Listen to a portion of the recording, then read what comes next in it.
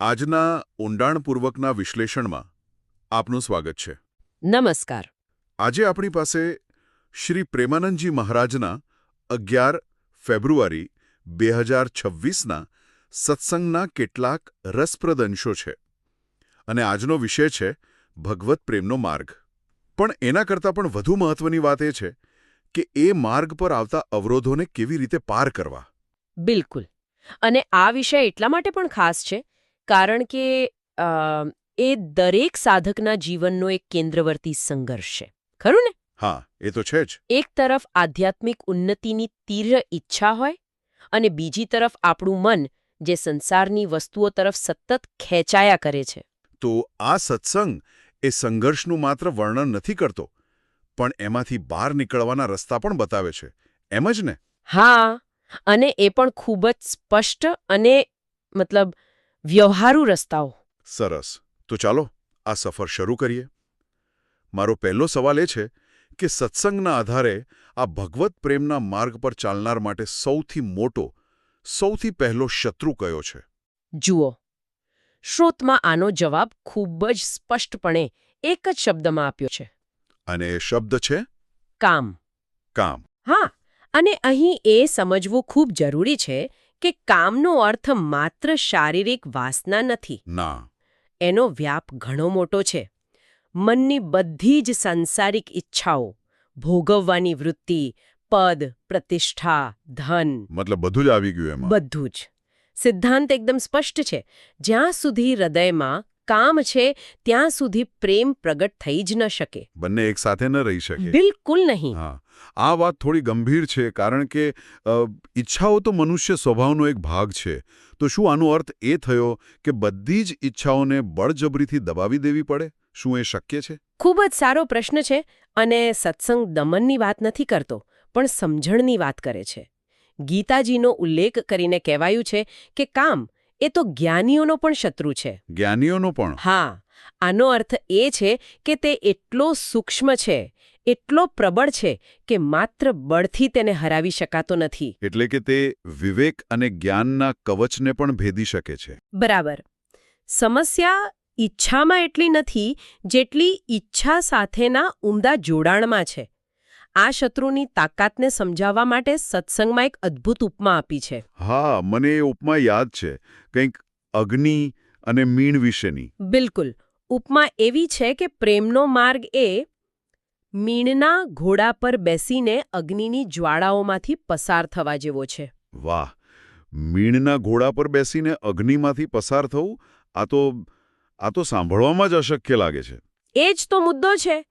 એ જ આ માર્ગની કઠિનતા અને નાજુકતા દર્શાવે છે. કેવી રીતે? જરા કલ્પના કરો, મીણનો ઘોડો એ પ્રેમથી ભરેલું આપણું નાજુક હૃદય છે અને અગ્નિની જ્વાળાઓ એ કામ, ક્રોધ, લોભ જેવી વાસનાઓ છે. અચ્છા. જેવી અગ્નિને સહેજ પણ આંચ મીણને લાગે તે તરત જ શું થાય? પીગળી જાય. બસ એ જ રીતે કામનાની એક નાની ચિનગારી પણ પ્રેમના માર્ગ પરથી સાધકને નીચે પાડી શકે છે. એટલે આ માર્ગ પર સતત જાગૃત રહેવું પડે. અને સૌથી ડરાવણી વાત તો એ છે, સ્રોતમાં કહ્યું છે કે 50 વર્ષની કઠોર સાધના પછી પણ હા, આ કામરૂપી શત્રુ એક નાની ચિંગારી બનીને અંદર ક્યાંક છુપાયેલો રહી શકે છે. હા, અને એ જ તેની સૌથી મોટી તાકાત છે, ખરું ને? તે રાખની નીચે દબાયેલા અંગારા જેવો છે.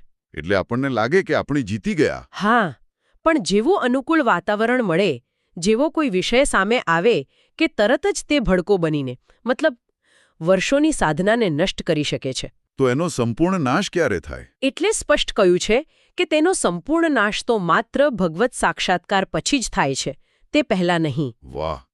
આટલો બધો પ્રબળ છે આ શત્રુ. શું આ વાતને સાબિત કરવા માટે કોઈ દૃષ્ટાંત આપવામાં આવ્યું છે? હા, એક ખૂબ જ પ્રખ્યાત અને સાચું કહું તો આંખ ઉગાડનારો પ્રસંગ છે. કયો? ભગવાન વેદવ્યાસના શિષ્ય જૈમિની ઋષિનો. જૈમિનીજી પોતે મહાન જ્ઞાની હતા, શાસ્ત્રોના જાણકાર હતા, પણ તેમના મનમાં એક શંકા હતી. કેવી શંકા? તેમને એવું લાગતું હતું કે જેણે આટલા શાસ્ત્રો વાંચ્યા હોય, જે આત્મા પરમાત્માનું ચિંતન કરતો હોય, એવો જ્ઞાની પુરુષ વાસનાને વશ કેવી રીતે થઈ શકે? બરાબર, તેમને આ વાત અસંભવ લાગતી હતી. અને તેમના ગુરુ વેદવ્યાસજીએ તેમને માત્ર સમજાવવાને બદલે અનુભવ કરાવવાનું નક્કી કર્યું, ખરું ને? ચોક્કસ. તેમને એક લીલા રચી. વેદવ્યાસજીએ પોતે માયા દ્વારા એક અત્યંત સુંદર યુવાન સ્ત્રીનું રૂપ ધારણ કર્યું ઓહ, અને એકલા સમયે જૈમિનીજીના આશ્રમમાં પહોંચ્યા. શરૂઆતમાં તો જૈમિનીજીએ ઋષિ તરીકે પોતાનો ધર્મ નિભાવ્યો, તેમને આશરો આપ્યો. પણ પછી ધીમે ધીમે તેમનું મન ડગમગવા લાગ્યું. હા, તે માયાવી સ્ત્રીના રૂપ, હાવભાવ અને વાતોથી તેમનું જ્ઞાન અને વિવેક ઢંગાઈ ગયો. એટલે જે સિદ્ધાંતો તેઓ બીજાને શીખવતા હતા તે પોતાના પર લાગુ કરવાનું ભૂલી ગયા. તેમનું મન વિચલિત થયું અને અંતે તેઓ પોતાની મર્યાદા તોડીને તેની પાછળ ગયા. એક મિનિટ, એટલે વ્યાસજીએ પોતે જ પોતાના શિષ્યની પરીક્ષા? હા, કારણ કે કેટલીક વાતો અનુભવથી જ સમજાય છે. અને પછી શું થયું? જેવી જૈમિનીજીએ મર્યાદા તોડી કે તરત જ તે સ્ત્રીએ પોતાનું અસલી સ્વરૂપ પ્રગટ કર્યું. સામે પોતાના ગુરુ વેદવ્યાસજીને જોઈને જૈમિનીજી તો શરમથી પાણી થઈ ગયા. હું કલ્પના કરી શકું છું. ત્યારે વ્યાસજીએ તેમને પ્રેમથી સમજાવ્યું કે જોયું, આ કામ કેટલો પ્રબળ છે. તે મોટા મોટા જ્ઞાનીઓના સંયમને પણ તોડી શકે છે. વાહ, આ પ્રસંગ તો ખરેખર વિચારતા કરી દે એવો છે. જો જૈમિની ઋષિ જેવા જ્ઞાની પણ ભટકી શકે તો સવાલ એ થાય કે આ ભોગવિલાસમાં એવી તે કઈ તાકાત છે જે દરેકને આટલી સહેલાઈથી ખેંચી લે છે? આ પ્રશ્નનો જવાબ સત્સંગમાં માયા શબ્દ દ્વારા આપવામાં આવ્યો છે. તેને ભગવાનની માયાનો જાદુ કહ્યો છે. જાદુ? હા, એક ભ્રમ, એક છેતરપિંડી. જે વસ્તુમાં સુખ છે જ નહીં તેમાં સુખ દેખાય છે. તે ઉપરથી સુંદર લાગે છે પણ અંદર માત્ર કીચડ અને દુઃખ છે. આ માટે પણ સ્રોતમાં એક ઉદાહરણ છે, નદી કિનારે લટકતા હારના પડછાયાનું. હા, અને તે આજની દુનિયાને પણ એટલું જ લાગુ પડે છે. કલ્પના કરો કે નદી કિનારે એક ઝાડ પર એક ખૂબ જ સુંદર હાર લટકી રહ્યો છે. તેનો ચમકતો પડછાયો નીચે શાંત પાણીમાં દેખાય છે. અને કોઈ અજ્ઞાની વ્યક્તિ આવીને એ પડછાયાને સાચો માની બેસે છે. બરાબર. તે તેને મેળવવા વારંવાર પાણીમાં કૂદકા મારે છે. અને દરેક વખતે તેના હાથમાં શું આવે? કીચડ અને પાણી, બીજું કંઈ નહીં. છતાં તે પ્રયત્ન છોડતો નથી છોડતો, કારણ કે પેલો પડછાયો તેને ખૂબ જ આકર્ષક લાગે છે. જ્યાં સુધી કોઈ જાણકાર આવીને તેને કહે નહીં કે અરે ભાઈ, તું ખોટી જગ્યાએ મહેનત કરે છે, અસલી હાડ તો ઉપર ઝાડ પર છે. તેવી જ રીતે આપણે જેને સાંસારિક વિષયોમાં સુખ સમજીએ છીએ, પૈસા, પદ, સંબંધો, એ બધું જ પેલો પડછાયો છે. આ વાત મને સીધી સોશિયલ મીડિયા સાથે જોડાયેલી લાગે છે. આપણે બીજાના જીવનનો ચમકતો પડછાયો જોઈએ છીએ, બિલકુલ સાચો મુદ્દો પકડ્યો. અને તેને મેળવવા પાછળ દોડીએ છીએ એ જાણ્યા વગર કે અસલિયત કદાચ કંઈક અલગ જ હોય. અને આપણે એ પડછાયા પાછળ દોડીને કીચડમાં ખૂંપતા રહીએ છીએ, જ્યારે સાચો આનંદરૂપી હાર તો ભગવાન પાસે, આધ્યાત્મિકતામાં છે. પણ સત્સંગમાં એક બીજો ઊંડો પ્રશ્ન પૂછાયો છે. ઘણીવાર આપણને ખબર હોય છે કે અમુક વસ્તુ ખોટી છે, એ ભોગવતી વખતે પીડા પણ થાય છે, છતાં મન ત્યાં કેમ દોડે છે? અને બીજી બાજુ જે ખરેખર શાંતિદાયક છે, જેમ કે ભગવાનનું નામ જપ, તેમાં રસ કેમ નથી પડતો? આનું કારણ છે પૂર્વાભ્યાસ. પૂર્વાભ્યાસ એટલે કે આપણી જૂની જન્મોજન્મની આદતો. આપણું મન અનેક જન્મોથી આ વિષય ભોગોમાં જ રમતું આવ્યું છે. તેની એક ઊંડી ટેવ પડી ગઈ છે. એવું જ ને, જેમ કોઈ વ્યસનીને ખબર હોય કે વ્યસન ખરાબ છે, છતાં તે પોતાને રોકી શકતો નથી. બરાબર, એ જ વાત. મન જાણે પોતાની જૂની જગ્યાએ જ પાછું જવા માંગે છે. અને નામ જપમાં રુચિ ન થવાનું કારણ? એનું કારણ એ છે કે આપણે હજુ તેનો સાચો સ્વાદ ચાખ્યો જ નથી. જ્યાં સુધી કોઈએ ખાંડનો સ્વાદ ન ચાખ્યો હોય ત્યાં સુધી તેને ગોળ જ સૌથી મીઠો લાગે, ખરું ને? સાચી વાત છે. એકવાર નામ જપનો, ભગવત પ્રેમનો સાચો આનંદ મળી જાય પછી શ્રોતમાં કહ્યા મુજબ બ્રહ્માના પદના ભોગો પણ તુચ્છ અને ફિક્કા લાગે છે. પણ એ સ્વાદ સુધી પહોંચવું કેવી રીતે? મન તો ભીનાશથી ભરેલું છે. અને એના માટે પણ એક સચોટ ઉપમા છે, ભીના લાકડાની. ભીનું લાકડું? હા. જેમ ભીનું લાકડું સીધું આગ પકડતું નથી, તે માત્ર ધુમાડો કરે છે. તેને સળગાવવું હોય તો શું કરવું પડે? પહેલા તેને તડકામાં સૂકવવું પડે. બરાબર. તેવી જ રીતે આપણું મન સાંસારિક વિષયોની ભીનાશથી લથબથ છે. એટલે સીધો નામજપનો અગ્નિ તેના પર અસર નથી કરતો. તો એને સૂકવવાનો તડકો કયો છે? એ તડકો છે વૈરાગ્ય અને વિવેક. પહેલા એ સમજવું પડે કે આ સંસાર નશ્વર છે, દુઃખરૂપ છે. આ વિચારથી જ્યારે મન થોડું સુકાઈ જાય, એટલે કે આસક્તિ ઓછી થાય, હમ પછી તેના પર નામજપની અગ્નિ લગાવવામાં આવે અને પછી તે તરત જ પ્રજ્વલિત થાય છે. અને બધી વાસનાઓરૂપી ભીનાશને બાળીને ભસ્મ કરી દે છે. વાહ! આ ખરેખર એક સંપૂર્ણ પ્રક્રિયા છે. સમજણ, વૈરાગ્ય અને પછી સાધના. હવે એક એવા વિષય પર આવીએ જેણે મને હંમેશા વિચારતો કર્યો છે. કયો વિષય? મોટાભાગના આધ્યાત્મિક માર્ગોમાં મોક્ષને અંતિમ લક્ષ્ય માનવામાં આવે છે. પણ આ સત્સંગ કહે છે કે પ્રેમ એનાથી પણ શ્રેષ્ઠ છે. આ કેવી રીતે શક્ય છે? મુક્તિથી પણ ઉપર શું હોઈ શકે? આ સત્સંગનો એક ખૂબ જ સૂક્ષ્મ અને મહત્વપૂર્ણ મુદ્દો છે. પહેલાં તો એ સ્પષ્ટ છે કે મોક્ષ કોઈ નાની સિદ્ધિ નથી. બરાબર. મોક્ષ એટલે દુઃખનો સંપૂર્ણ અંત, જન્મ મરણના ફેરામાંથી છુટકારો, બધા વિકારોથી મુક્તિ. આ એક અત્યંત ઉચ્ચ અવસ્થા છે. તો પછી પ્રેમ તેનાથી શ્રેષ્ઠ કેમ ગણાયો? કારણ કે મોક્ષ એક રીતે જોઈએ તો અભાવની સ્થિતિ છે. દુઃખનો અભાવ, બંધનનો અભાવ.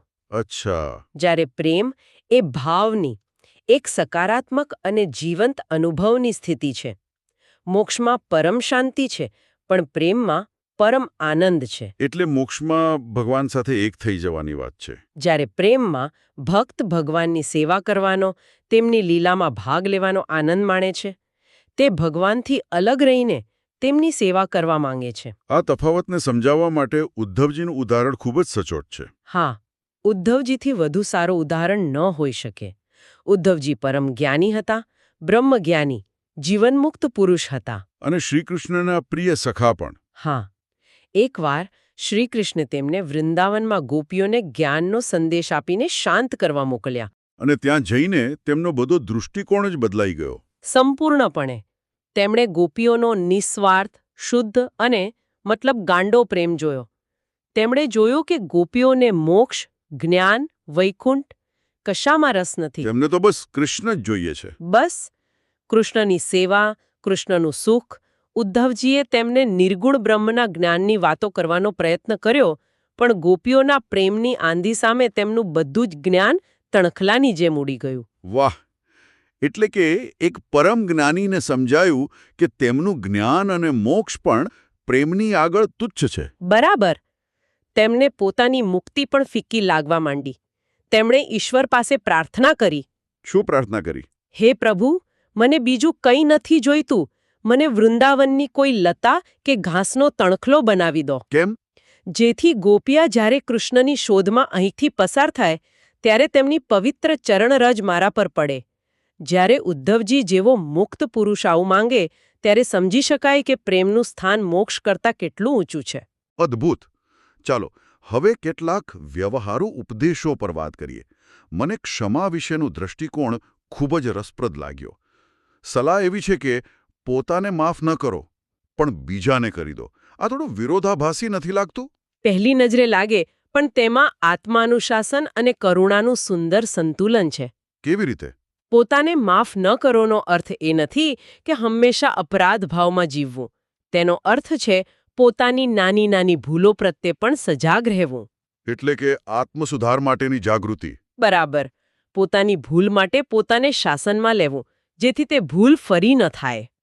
અને બીજાને માફ કરી દો પાછળનો તર્ક શું છે?